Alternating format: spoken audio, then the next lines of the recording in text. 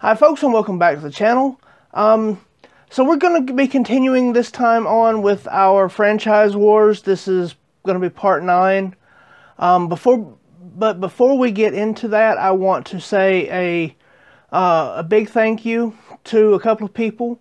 One, John H.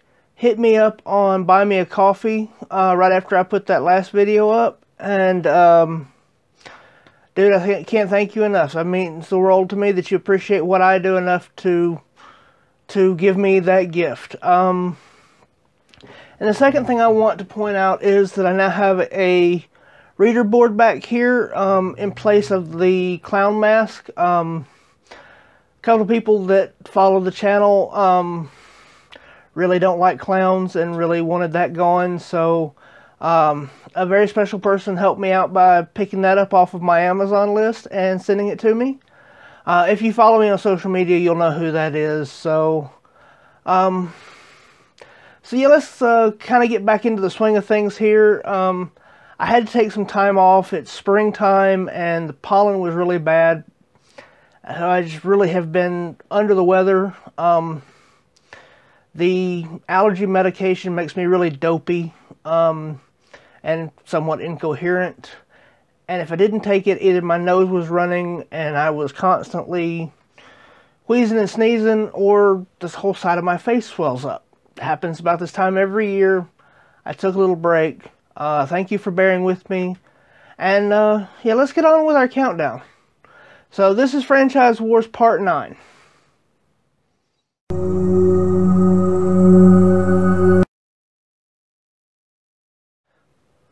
Alright, so we only have 3 on our countdown because we finished off the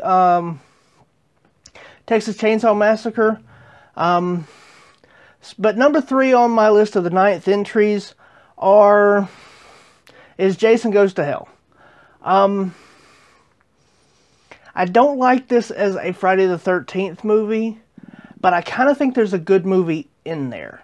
It doesn't work for Jason, it doesn't work for the franchise, but if you took the story out of it and took out all the stuff that all the parts where they stuffed Jason into it and tried to blend the established mythology in with this new mythology, I think there was a good movie there. I just don't think it should have been a Friday the 13th movie. I don't really fault this movie for the quote-unquote retconning that it does.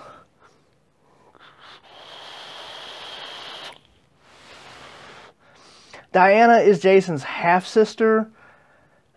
All the mythology that's been established so far about the family, as far as actually in the movies, I know there's a whole lot more in the comic books and some of the novelizations and things like that. It all focused on Jason and his mother.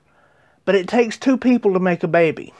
So I don't fault it for that, and this movie really has some really good kills and really good gore. It was nice to see it come back after being watered down so much in the last few movies. That I don't actually hate this movie, but I don't generally like it, and I just think it could have been done better as its own thing. And as far as the 9th entries on this list go, it's my number 3.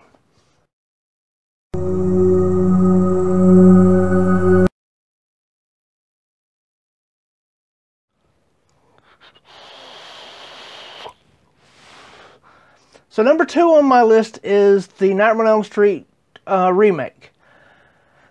This movie has got some problems. But at the same time, it did some things. The things that it did right, it did really well. The things that it did wrong, it bombed. I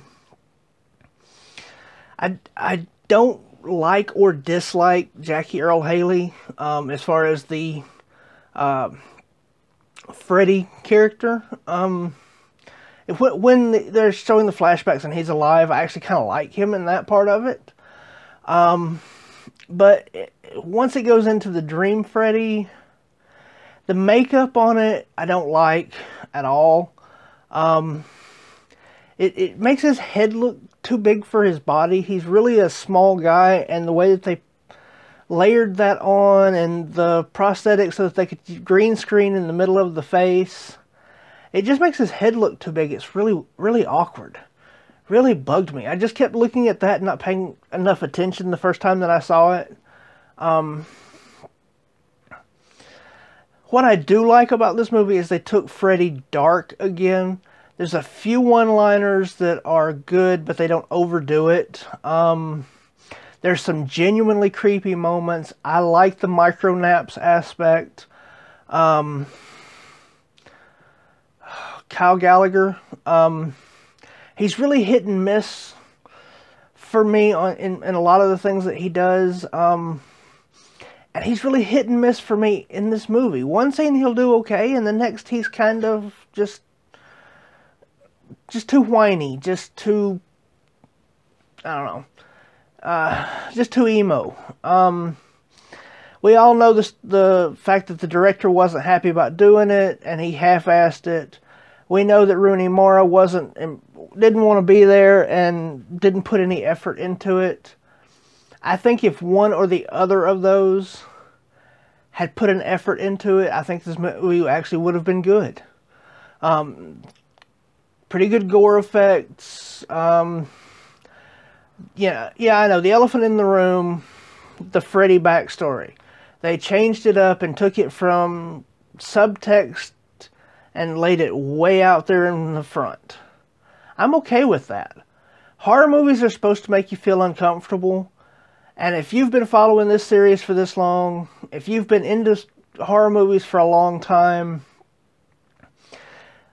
the atmosphere in this movie is good, and they turned it up a notch by making you feel uncomfortable because they made you mad that you've been rooting for Freddy ever since the third movie when he went goofy and went comedy.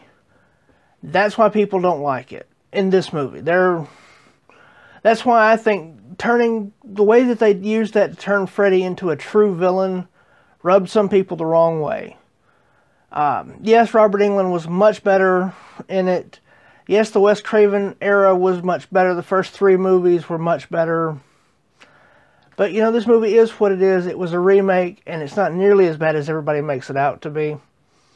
I do kind of wish that they hadn't pussied out on it and had gone for the fact that he was innocent and it was somebody else who was molesting the kids, and he was the one that got blamed. I think it kind of would have been a cool twist on it if it had turned out that it had been like the Clancy Brown's character had been the one who was doing it, and he was the one who led them. I think that would have made a very interesting movie. But anyway, so that was my number 2 on this one. I guess you can figure out what number 1 is, but...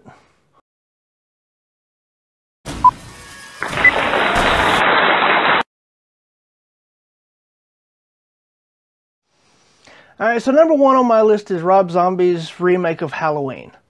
All 3 of these movies are extremely flawed. It's just when it comes down to rewatching these 3 movies, this is the one I'll watch the most. I really enjoyed the last act of this. And once he's actually remaking what's already been done, I really enjoy it because it's much quicker paced than the original. It's much gorier than the original. All the things that I genuinely like. Once that pace picks up and he starts actually picking people off, I think the movie gets a lot better and I enjoy it quite a bit. I hate the beginning of it. The breakfast table scene with it, the school stuff, all of that crap, I hate that. In fact, actually, it's not needed. And generally when I sit down to watch this movie, I start once he's been locked up. I think the scenes with the Loomis character and the Michael character in the institution, where it's one-on-one and just the two of them, I think those are really good. The breakout scene and all of that stuff, you could have done it off screen and it would have been just as effective, just like the way they did it in the original. It really wasn't needed the way that it was. It should have been done better. Neither one of those versions, I know that the theatrical version and the unrated director's cut are completely different, and I don't like either one of them. That's one time that I think it should have been handled off screen. But genuinely, once it gets to the element where where they're in there, in the institution, I think this is quite a good movie as a one-on-one scenes. Once you blow it up and bring everybody else into it, the nurse that makes the snide comments, everything else in there, I don't like. But the quiet moments in there between Roddy McDowell and the Michael Myers, the young Michael Myers, I think those are really well done. And I really like the way that Malcolm McDowell, I think I said Roddy McDowell, but I meant Malcolm McDowell. I know who I'm talking about. I really like the way that he played those scenes. I really thought he did a good job with those. So I enjoy those scenes, and I enjoy the last act of it. And yeah, like I said, I skipped to the institution scenes and watched the rest of it from there. I killed the first 30 minutes of it because it absolutely sucked. But again, as far as these three movies go, this is the one that I'm going to watch the most. It's the one that I enjoy the most. Excuse me. Yeah, so that was my countdown for this one. Our next countdown will be part 10. That will be the finale. There will be a franchise rankings for Texas Chainsaw Massacre and for Nightmare on Elm Street coming soon. After I do the final one, which will include the remaining movies all ranked together against each other, then I will go in and do Halloween and Friday the 13th franchise rankings. There's also some new stuff coming very soon. So thank you for joining me today, and thank you for sticking around this far. Don't forget, I have a Patreon, I have a Buy Me a Coffee, I have a Teespring, have an Amazon wishlist. Anything you can do that you want to do that doesn't put you into a bind, that will help you, that will help me improve the channel, is very greatly appreciated. Please like, please share, comment, subscribe, all that stuff, because it really helps me out. And as always, y'all be good and y'all be safe.